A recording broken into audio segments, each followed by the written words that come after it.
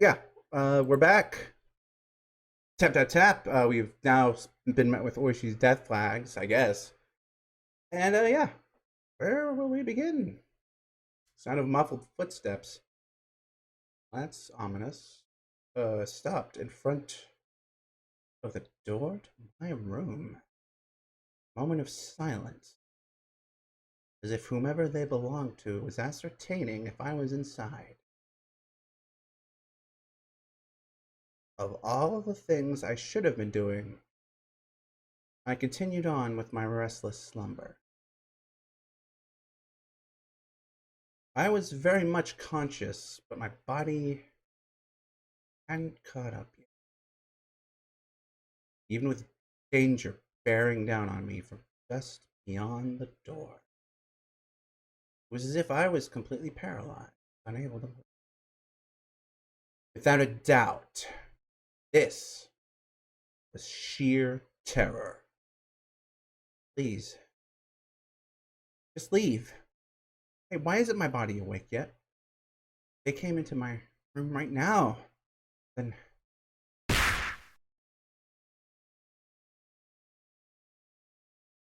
Wah! Eek! I sprung to my feet and threw the covers at my mom, who was opening the door. Whoa! Keiichi? What's the matter? Uh, um, sorry. I was still half asleep. I thought it was still 1 or 2 a.m., but the morning sun was already streaming through the gap between the curtains. It felt nothing like morning. Yesterday.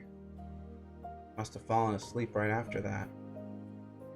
Then I should have gotten a full 10 hours of rest.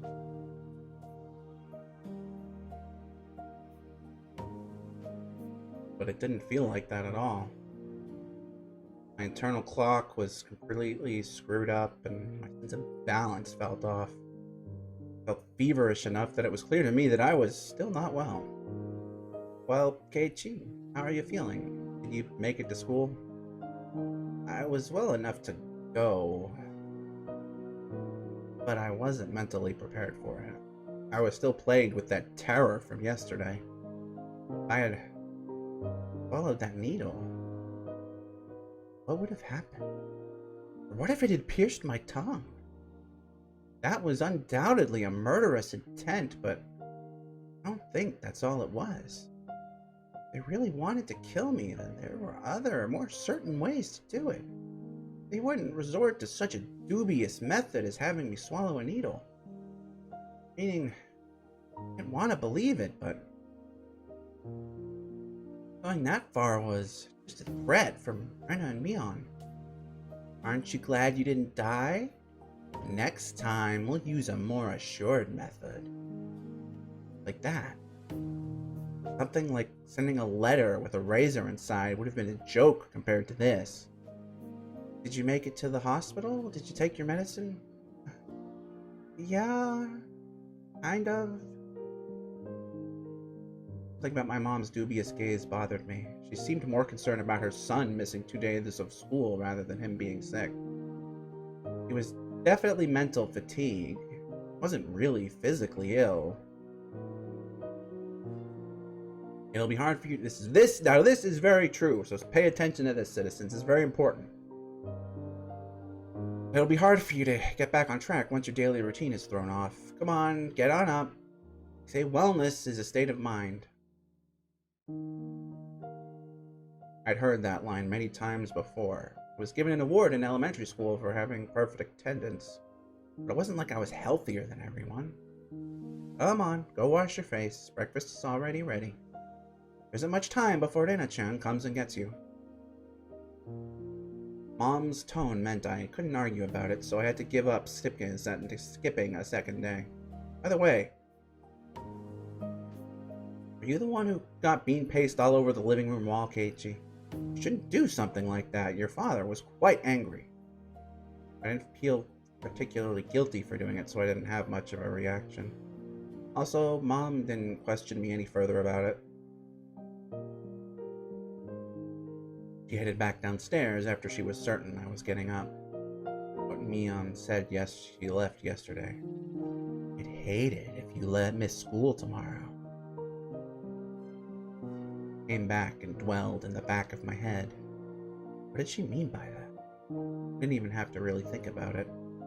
She was saying, don't be absent. Taking that a bit further, it was the same as her saying, I should go about living my life as if nothing happened. If I showed any signs of acting unusual, it would probably result in them making their move. For example, maybe I shouldn't pay attention to someone like ooishi-san enticing me with something unusual. Meaning, if I didn't watch my mouth or did anything differently from the norm, in effect, it would end up flagging myself as someone who was not wanted. And it seems that was something that the girls didn't intend to forgive. So, if I just went along as normal, no harm would come to me. Was that how it was going to be? All that misery I experienced up until yesterday would almost creepily just fade away. It was an enticing deal. Just by forgetting everything I'd seen or heard these last few days, I'd be able to keep on living like normal. No way such a selfish thing could. I swallowed hard. I once again deliberated on the idea that I had just rejected. Mion, probably a good person who had her friends at heart, was giving me, who had mistakenly broken some rule of theirs, a chance. Was what I did really something so unforgivable? This line of thought ties into the very first lines of the game, where Keiichi is here, or we think it's Keiichi, hearing someone who is apologizing and is telling someone to just forgive them already. But Mion had given me another chance. Hold on. More. She was saying, I just forgot everything and kept living on like I had been, I'd be forgiven. Keiichi, your food's going to get cold. Hurry up and get down here. Anna will be here if you don't hurry. I'm coming. I crammed my textbooks into my bag and hastily made my way downstairs. I picked at my somewhat bland breakfast. It seemed that I didn't have much time. It was already past when I usually met up with Anna. Given yesterday's events, she'd probably be here in the next 5 minutes. I needed to be ready to head to school by then. I had to forget everything that had happened in the past 2 days. Forget it all, and return to my normal life. For this to be normal, I'll have to be where I normally meet up with Anna. Today of all days, the rice was dry and hard to get down. Damn it, I hate that I jumped at that. Ding dong! I jumped. Fuck you, Kate. Fucking doing what I did. I made a sound and dropped my chopsticks. That chime signaled that Nina had arrived. Mom hurried me along. Come on, Nina-chan's already here. Hurry, hurry! My mother's merry smile and my gloomy face were polar opposites. Honestly, I was reluctant to see Nina, who was waiting there on the other side of the door. The Nina on the other side. Was it the Nina I knew? I couldn't keep her waiting. I needed to do things as usual. Morning! An invigorating greeting filtered in from across the doorway. I came since Keiichi-kun was a bit late. Will he be okay today? I wonder? The manner in which Rena was concerned was, without a doubt, the Rena I knew. That was probably only if I reciprocated. Forget everything from yesterday. Pretend as though nothing had happened. Forget about the gruesome dismemberment. Forget about the mysterious deaths that happened the following years. Forget about the people falling to their deaths. Forget about the terminal illness and the lynching and the disappearances. Forget it. Forget all of it. Forget that Nena and Mion were scary. Of course. Forget it all. Hi, Zaki. How you doing? Forget about everyone. Forget about the mochi, too. Forget. Apparently totally forget Tomitake-san, too. You didn't even mention him.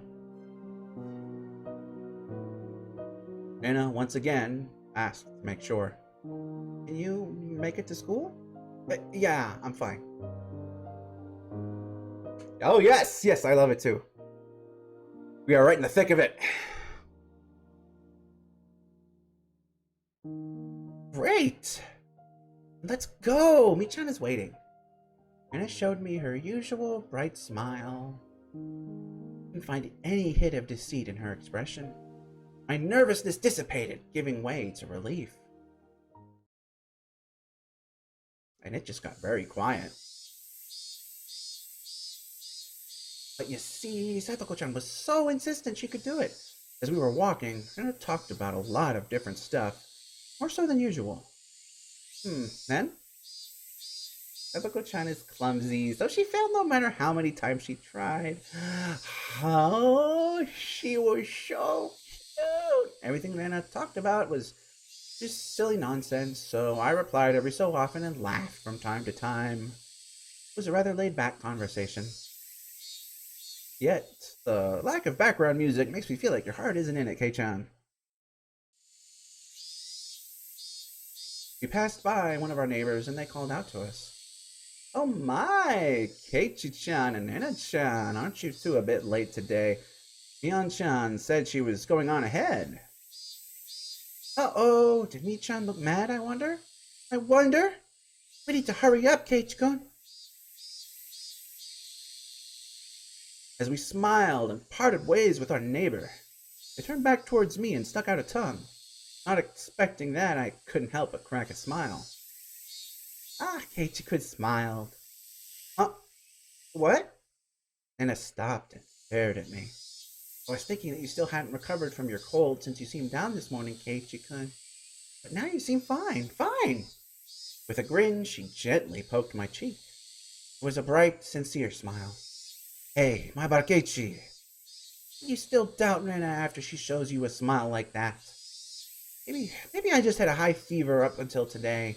That I imagined everything that I had thought happened because I was bedridden and delirious.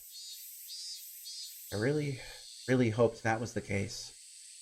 If God would grant me just one wish, there's only one thing that I'd wish for. Would want that what happened in the past few days, more specifically from the night of the Watanagashi up until last night. I wanted all of that to have never happened. Wonder how many times I'd wished for these past few days. As long as then I kept on smiling like this, I think it might just become reality. So, I wanted Nena to keep on smiling. Keep on smiling. Okay, Keiichi-kun. Uh-oh, here it is. No! Oh, you hate to see it! How is he gonna pretend like nothing happened through this? Was mochi yesterday. Did you eat them all? That vain wish of mine instantly shattered. Thinking of eating my tea is still just a little too hot. Poor Justiguy. My heart began palpitating. The relaxed morning mood suddenly became frigid. And her smile was the same as usual. Her eyes were gentle as usual. Those mochi yesterday. You eat them all? Or she wasn't asking the question at face value. In other words, Nena was asking. You get the message. He was probably. Keiichi-kun? I was reluctant to give an answer. Nena stopped walking and stared deeply into my eyes. Don't hesitate. My Barkeichi. And I was acting the same as always, wasn't she? I needed to respond in my usual way. Naturally, of course. But both my throat and mouth had gone dry and my lips were stuck together. Hurry and answer Keiichi. Not that much time had passed. I could still keep the conversation going naturally. I had to say something quickly. Did? Rena playfully mimicked what I said when I finally squeaked something out. Rena's reaction was still normal. It seemed that there wasn't as long of a pause as I had thought. Somehow I finally squeaked out the rest. Delicious! However, my strained efforts neither sullied nor brightened Rena's expression. For a moment I panicked, thinking I had replied incorrectly. But after a few moments, Rena broke into her usual soft smile and giggled with a joyful voice that seemed to echo through the morning air. Being strung along by that laugh, I couldn't help but laugh as well. I see. So did you eat all of them, I wonder?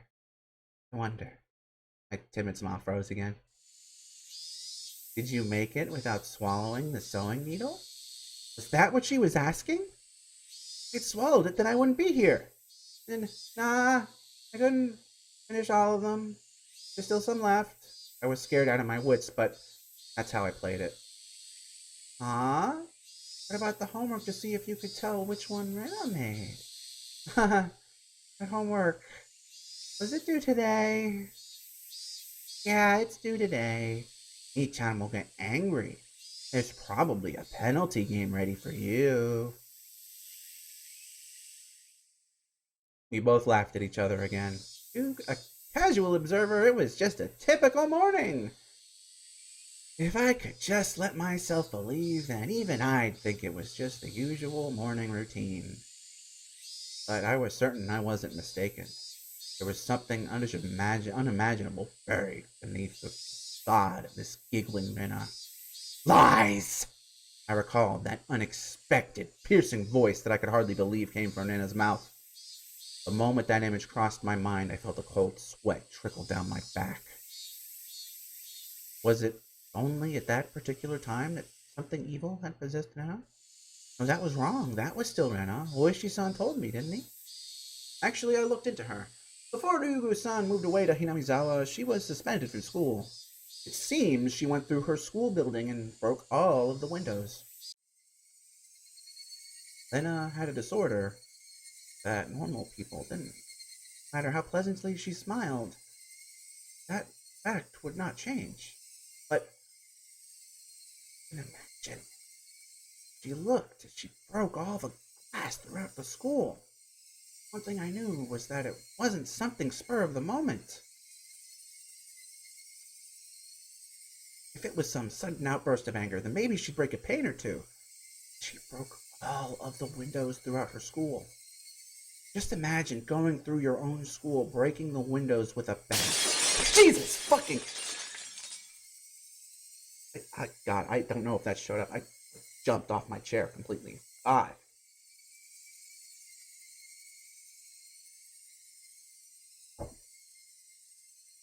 Swinging full force at each pane of glass, one after another, paying no heed to the flying shards. Your classmates aghast, unable to move from the sudden turn of events. Wonder where she could have found the most windows lined up in a row. Probably the hallway. Smack! Wind up. Fucking hell. It was difficult for me to connect that horrifying image with Rena smiling at me right now. But I just had to imagine it. Possible because it was unimaginable. That naive way of thinking no longer worked. Jesus! An unpleasant piercing sound of shattered glass. A crunching noise as Rena treads across the broken shards, walking towards me. Pale as they forget to even breathe. I wondered what they did as Rena came closer, breaking windows along her path. Did they earnestly try to bring her to her senses by saying something, or did they jump at her, trying to stop her savagery? Or did they run to the staff room after being directed there by the teachers? Probably none of those. In the face of that blood-curdling sight of Rena busting window after window, Undoubtedly, all they could do was silently clear a path for her. Dumbfounded, just clearing the path for Rena to continue. It was far too violent an act for them to seek refuge by looking the other way. That's not to say they were looking the other way. They were doing the only thing they could to protect themselves. If they had done something differently from the rest, they may have suddenly found themselves as Rena's new target. What would Rena have done to whoever attracted her attention? Answer, obvious. He would have undoubtedly acted according to her whims. Meaning I would, be the next window. Rena staring into my eyes, shards of glass crunching and crackling underfoot as she drew closer. I was also drawn into her eyes, paralyzed.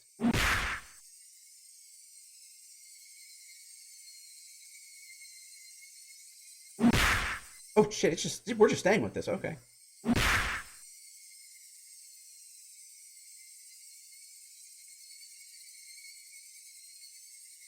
And then it struck me with the bat over and over again, like I was one of those windows. I crouched down on the floor, desperately protecting my head. And I didn't care whether it was my head or my back. Zealously, she hit me again and again.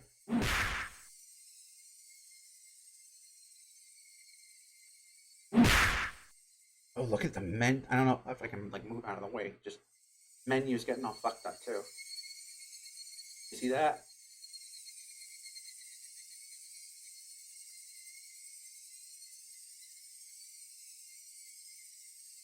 This is wild. It's just fucking with me right now. What kind of expression was she making as she was doing this over and over again? Geared up to see. Her expression was so indifferent. It was completely unnerving. Because no matter how many times she struck me, it didn't make as pleasant a sound as the other windows.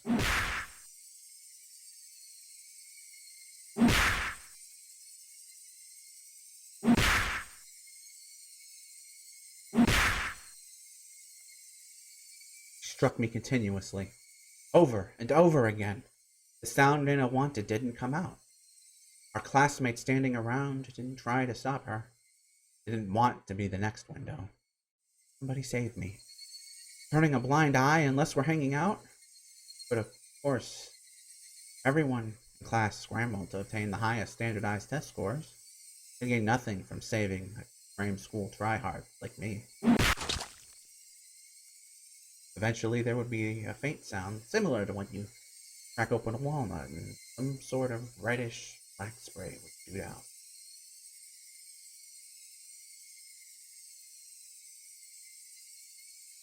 Anyway, it wasn't that Rena momentarily lost herself in anger.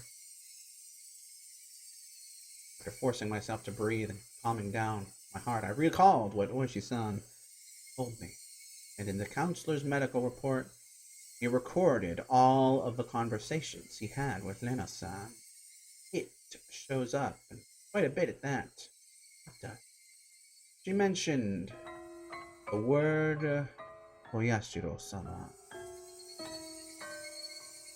Following that, Rena was suspended and had regular examinations at the hospital. Then, as Rena was undergoing counseling, she said it over and over. Oyashiro-sama. It seems that the Oyashiro-sama she spoke of was like a ghost appearing in her house every night, standing over her pillow looking down at her. That was only a piece of their conversation, so I still couldn't see the big picture, but it was by no means a happy little conversation. And what Rena did, was she saying that ghastly incident was a result of her being possessed by Oyashiro-sama? Up until now, I didn't want to believe in Oyashiro-sama's curse. That's why I wanted to say the mysterious deaths every year happened because of some sort of conspiracy. Every time I talked with Ooishi-san, I was more certain that the deaths were the work of men and not some sort of curse.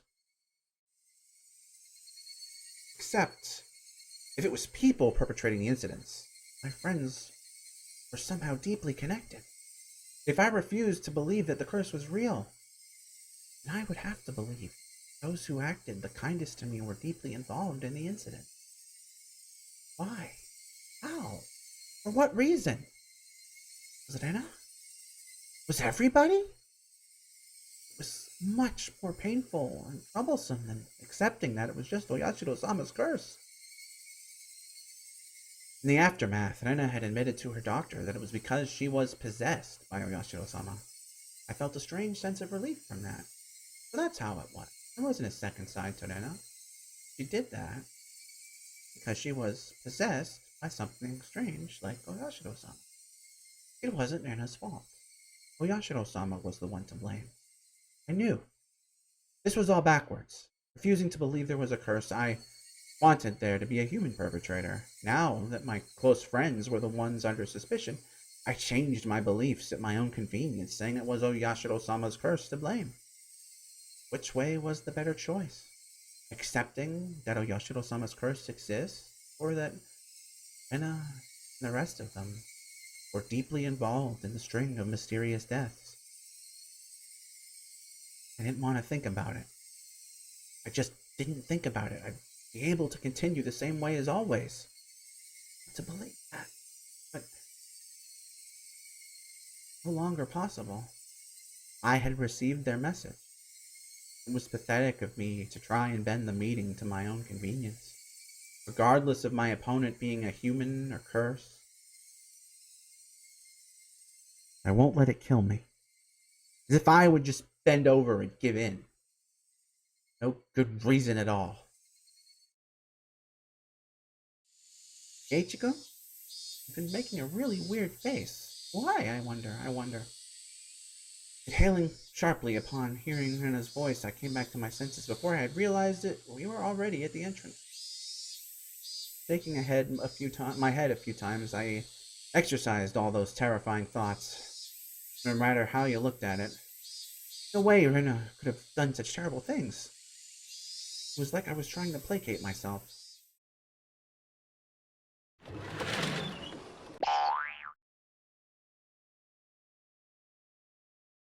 I slid the door open. A black babe.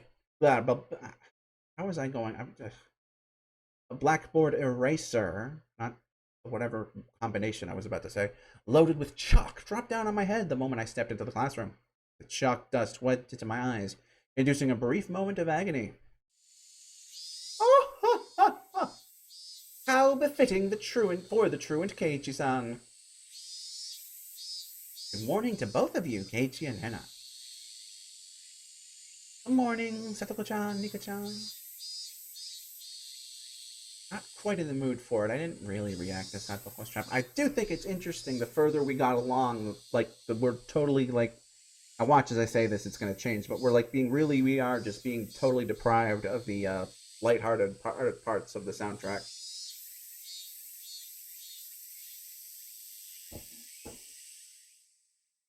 Satoko braced herself as I passed by, expecting me to attack her. She seemed a bit disappointed as I simply walked by silently.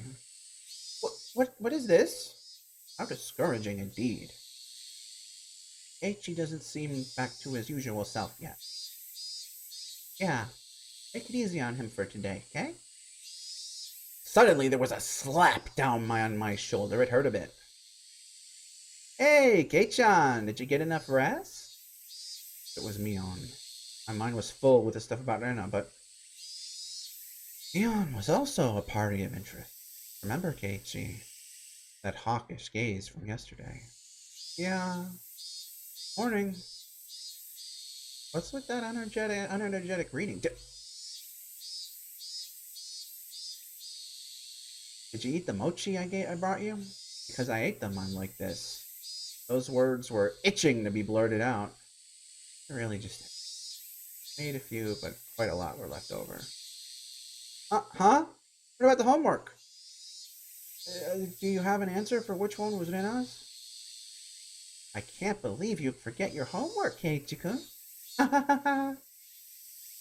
Sheesh, then we can't help it. Time for your penalty.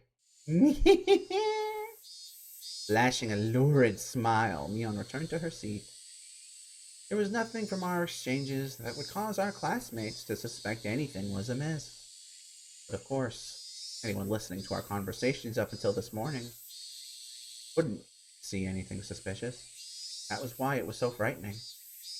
They acted in a way that, regardless of whatever happened to my Barakechi, no one would ever suspect them. That fact had me terrified. Soon the teacher came. After she asked how I felt and took attendance, another dull, ordinary day began.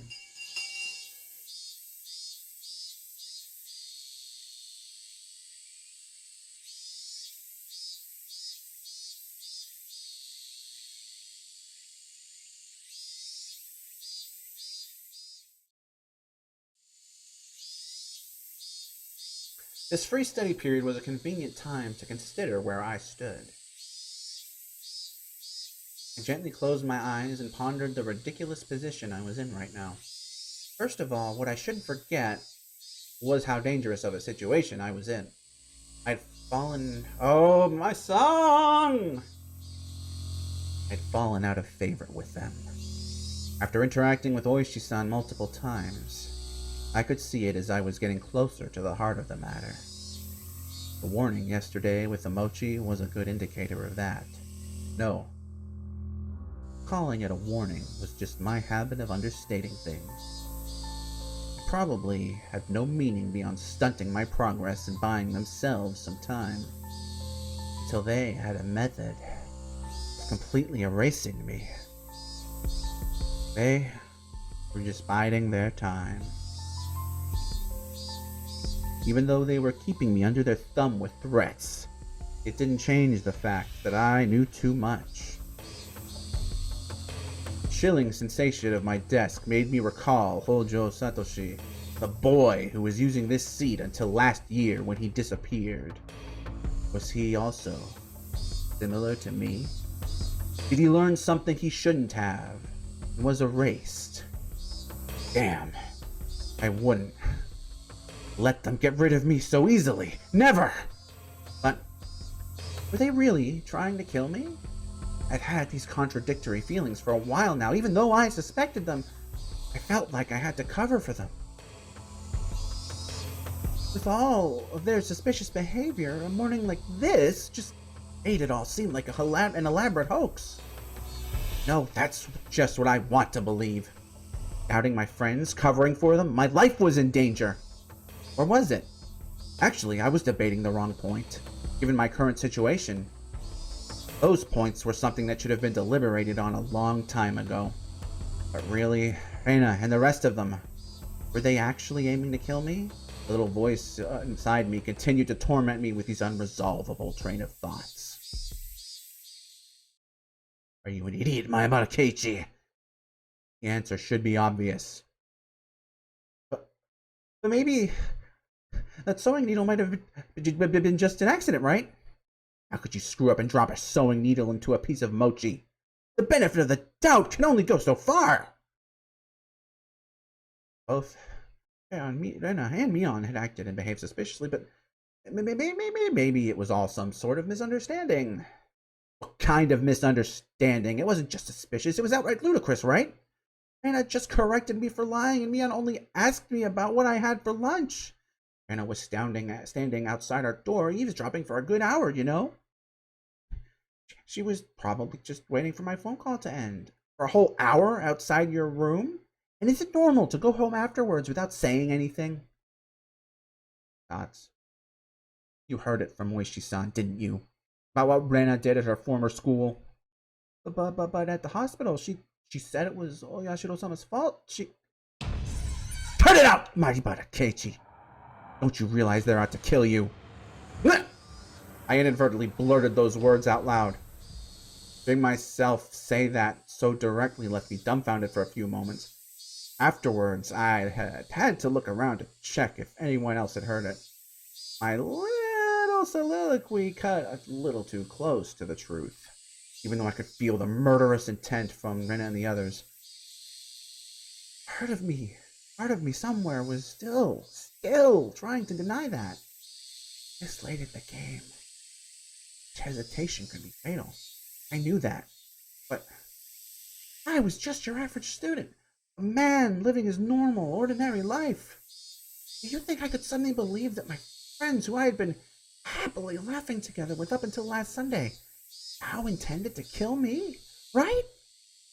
You're too soft, Keiichi. This time I remembered to keep my voice down so only I could hear it. There was one thing I now understood. I was too soft. I didn't completely understand how dangerous Rena and the rest of them were. No, I wasn't trying to understand. I was too soft for not listening to Ooishi-san when he was earnestly showing me the heart of the matter. I didn't listen because I was too busy pretending to be dejected. I didn't comprehend it. I was just running away. I didn't comprehend it, so nobody had any notion to try and kill me. I needed to get rid of such naive thoughts.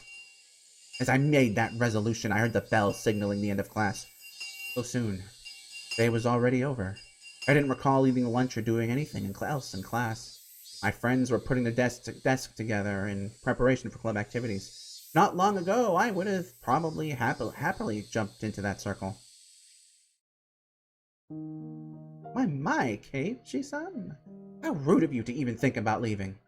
The way Satoko spoke was so typical and familiar. It almost physically hurt. Huh? Keiichi-kun, is today not a good day? I wonder. We were going to win big together. Oh. Seeing Nana's expression, which said she was really looking forward today, was hard to take. Hey, Keiichi? Maybe Ooishi-san is just some enormous jerk trying to separate me from the others by lying to me. Slap! Trying to expunge its weak-minded thinking, I slapped myself in the face. Keiichi-kun? Yeah. Was Rena really trying to kill me? I wish someone would tell me it was a hoax. I didn't care if it actually was one or not. I just wanted someone to say it was. Yet another weak-willed thought. How did I ever become this naive? Are you alright? Does your head hurt? Apparently that was how my inner dilemma appeared to Rena. You're pale. Can you make it home by yourself? Maybe I should accompany you home. I wonder. No, it's okay. Sorry, I can get home by myself. Just have the meeting without me. Upon hearing that I wasn't going to participate in the club meeting, Mion pouted unhappily. This Kei-chan was so bent on a revenge match, we were even going to play that deduction game from before, too. Keiichi-san doesn't have the burning desire for a rematch? How pathetic. I wouldn't fall for some dumb taunt. Without even a real retort, I just grabbed my bag and was about to get up. Someone's hand perched gently on my head. Keiichi doesn't seem to be well. How very unfortunate. It was Nika-chan. She was stretched up as far as she could, doing her best to pat my head with her petite hand. It felt so nice, which made things even harder. Sorry, everybody. You. That's all I said as I quickly left the classroom. They said something to me as I was leaving, but I couldn't make it out. I managed to make it all the way to the entrance in that state of mind. Took out my shoes, put them on, and went forward. Forward. Harder than that heart, my Keiichi.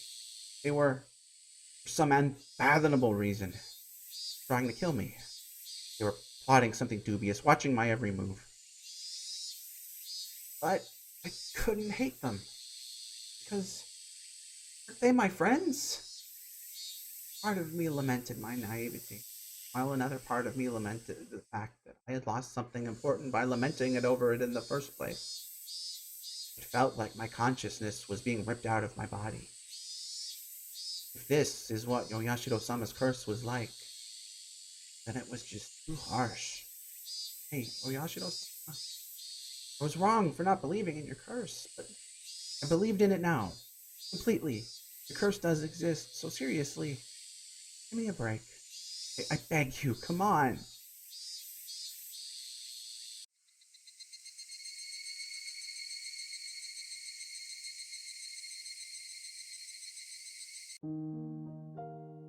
Dinner was unusually bland. It had no flavor or aroma. The miso soup that normally tantalized my appetite instead tasted like nothing but boiled water. Dad was eating with us that night. It was a rare occurrence in this household. When he got into his work, he ate and slept on his own schedule. My dad never cared about the time. Since my dad was at the dinner table, it either meant he had just reached a good point to take a break, or he was in a slump.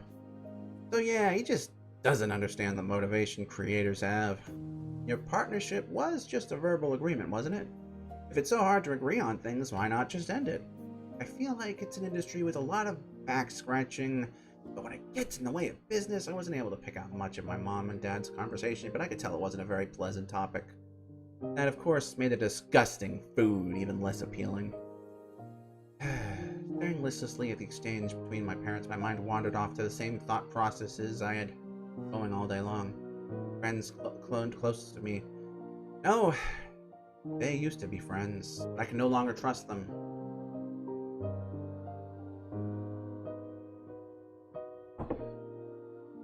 Right now, I was greatly lacking in allies. People I trusted, people I could count on. Push came to shove. Which is something I didn't have. Having just one ally would be incredibly reassuring in the currently hopeless situation I was in. I put down my chopsticks and looked over at my parents, who were still talking about work. The first course of action that came to mind was to tell my parents everything. Currently, there wasn't a single person from Hinamizawa I could trust 100%. That meant the only people I could trust were my parents, but if I told them everything that happened up to now, well, they understand. Rena, for example, the neighborly Rena, who was so diligent in looking after me, came to get me every day, and sometimes brought over a share of what she made. How could I explain that she wanted to kill me? No matter how I explained it, it would probably be difficult for anybody to comprehend. My somewhat eccentric dad wouldn't understand, and my high-strung mom would probably drag me off to a psychiatrist in the blink of an eye. Sadly, that was the amount of trust that existed in our relationship. Even if they did come to understand, what could they possibly do? Unless they could uncover the truth, they wouldn't be able to protect me. No. By informing them of these unnecessary things, I'd be putting my parents in danger as well. Considering that the victims in past incidents were often married couples, I didn't even joke about it. For the entire Mayabara family to have an accident or to just vanish into thin air was easily possible in Hinamizawa. What was important here was that knowing something unnecessary put you in danger. The most unsettling question was, how did they know that I knew? As long as they didn't know, my parents might not fall victim. That was one way to think about it, I guess. At least it was like that in my case. But I found out, things started becoming odd. In other words, it meant the following. As long as my parents didn't know anything, nothing would happen to them. I mean, that is actually, I want to actually, hold on. I was waiting for that to come up because that is an important thing. Because a lot of the times in these stories, you often have, moments just where you're like, protagonist, why aren't you, talking to the adults? But this, in a kind of rare instance of clarity on Keiichi's part, and he's like, no, based on all the admittedly crazy shit he's believing right now, he's like, I'm not gonna get them killed. No. As long as my parents were here, this house would be safe haven for them. I knew these were just, these were just assumptions based on conjecture on top of conjecture. Wanting this house to be a safe haven, that was the pinnacle of my weak-willed method of thinking. I had to concede that it was not completely safe, it was only safer than the outside. I knew that I couldn't rely on my parents. No, I couldn't risk getting my parents involved. Then the only person who could be my ally would be ooishi-san. Him alone. Okie dokie. He was the only person who understood the situation I was in. He didn't care so much about my safety, but he was without a doubt passionate about solving this case. It was a bit frustrating. Ooishi-san was basically the whole reason I was in this mess. And to get out of it, I had to rely on him. I mean, to be fair, while that is true, it's not like he wasn't, I don't think he would have, dropped you in there with the intention of just leaving you there. I mean, meaning, again, you're really forgetting the whole Tomitake died part of this thing. Meeting was all going according to his devices. It was just my job to look appetizing while bobbing in the waves as bait. Then the fish started gathering around. Ooishi-san would pull up the big haul. slightly infuriating. But even I thought that was the best course of action. So then, what should I do? Patience was the first rule of fishing. Just keep waiting until the fish actually bites. But I wasn't simply bait. There were lots of ways for me to struggle before being devoured. When they struck, I needed to somehow dodge just enough and tag out to Ooishi-san. No question, it was going to be hard. The timing to bring Ooishi-san in would be difficult. He was in the city, not Hinamizawa. So if I phoned him in my moment of need, it would take him about 30 minutes to reach me. So I needed to run away for those 30 minutes. For example, we set up a rendezvous point for dire situations or something. I'd just have to hide out there until Ooishi-san arrived. Okay, I can almost see it now. I was still being chased around in the dark by boogeymen, but now I knew which way to go. I would never have imagined this would be so reassuring. But yeah, it would probably be best if I had a concealed weapon for when things got rough. Typically, that would call for a switchblade, but that wasn't too reassuring for combat. Also, since it was recognized as a weapon by the public, that also wouldn't be good. Really, when the time comes, a long weapon like a bat would work in my favor. I remember there was a metal bat at school. I could be confident with that when push came to shove. If I pretended that I was practicing for my swing, then it wouldn't be suspicious for me to always carry it around. I could go to school early tomorrow and secure it. Just possessing a weapon may be enough to deter them. Also, one more thing, insurance. It could be something like a note or memo. I could write down everything that's happened, the sort of journal. In case I suddenly vanished, the journal would be left behind. With my journal in his possession, Ooishi-san should be able to avenge my death. I left my parents engrossed in their conversation about work and went back to my room.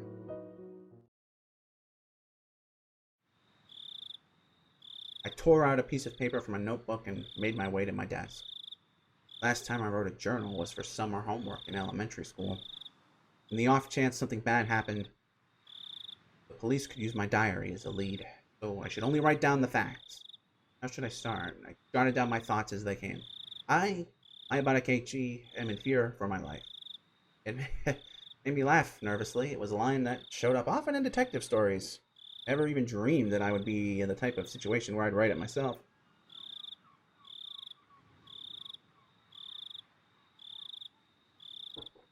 I do not know why they are after my life.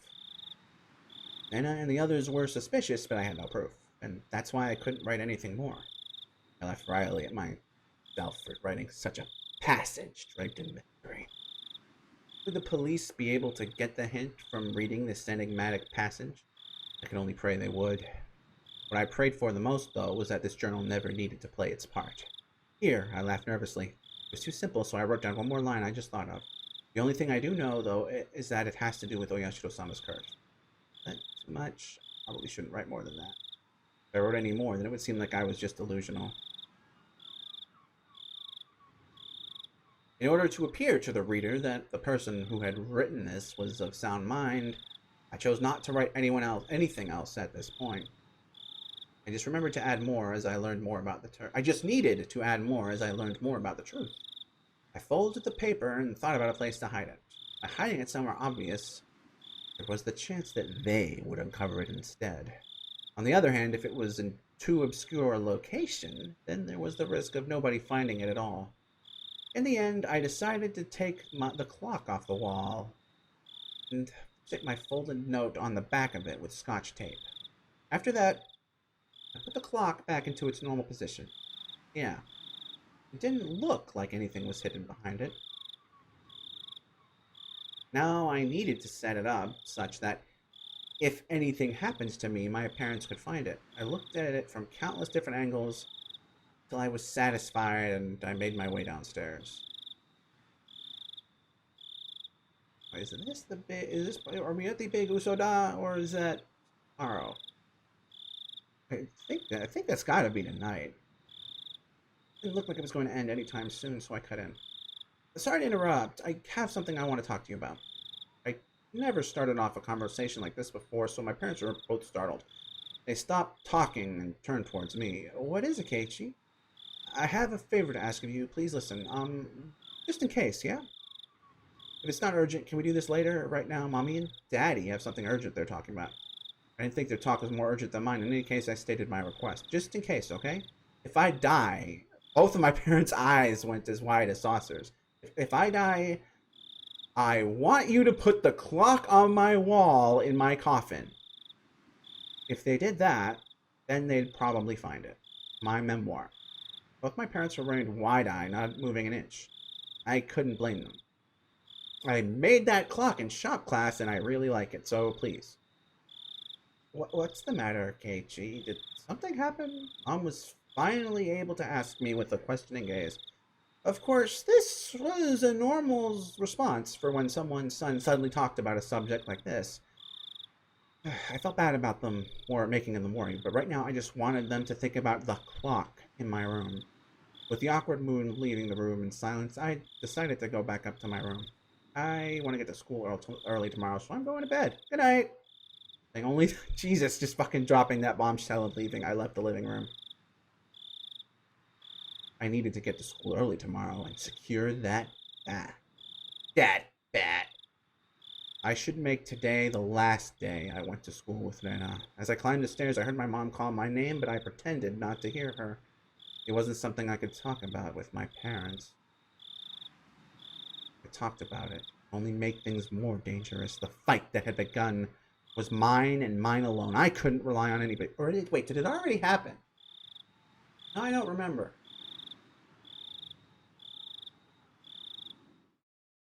I feel like we're really... Whatever. I wouldn't be killed. Not when I still knew nothing.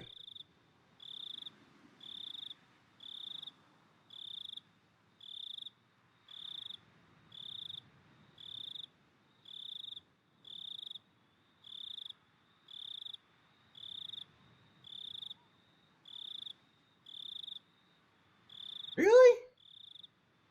And this chapter felt like it went by pretty quick. Alright.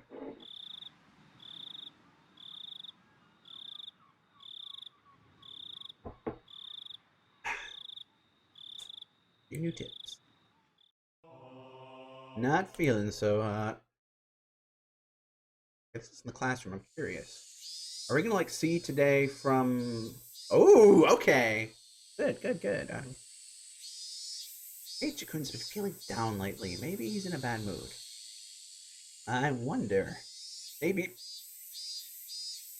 he's on his period. Michan, that's gross. Yuck. What do you think? Don't know. Could be that Kei-chan. Maybe? I don't know. That day, Kei-chan was in that car talking to some tubby middle-aged guy, right? Yeah, no mistake. That Oishi, he probably fed him something fishy. Oh, serious. Keiichi-kun's face was so pale. See, you might not know this, but he's actually the messenger of Oyashiro-san. Oh, God, this shit. I forgot about the little... That's right, that's right. I think that this was in... We just had this in Tatani Goroshi, right? Huh? What do you mean? Whenever he shows up, someone is demoned away. No lie. Oh? That's so. The year before last, when Mika-chan's mom drowned, right? Right before that, she was visited by Oishi. Now that you mention, it happened before Satoshi transferred out. Oh, okay. Girls, I know this scene is in here to try to muddy the waters. But, you know, that's also just kind of a cop doing his job. I'm just saying. Transferred? You're so sweet, Nana.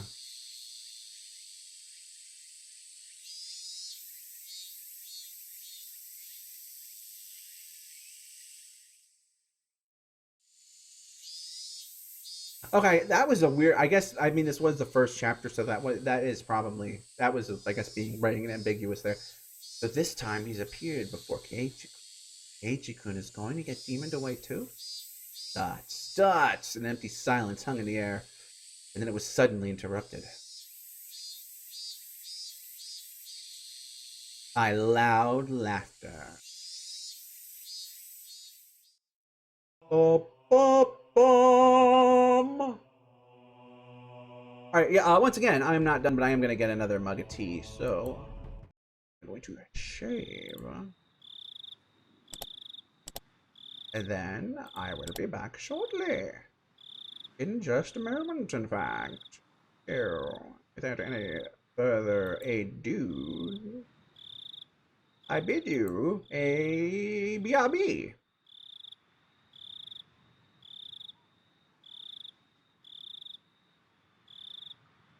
That did not go through, so one moment.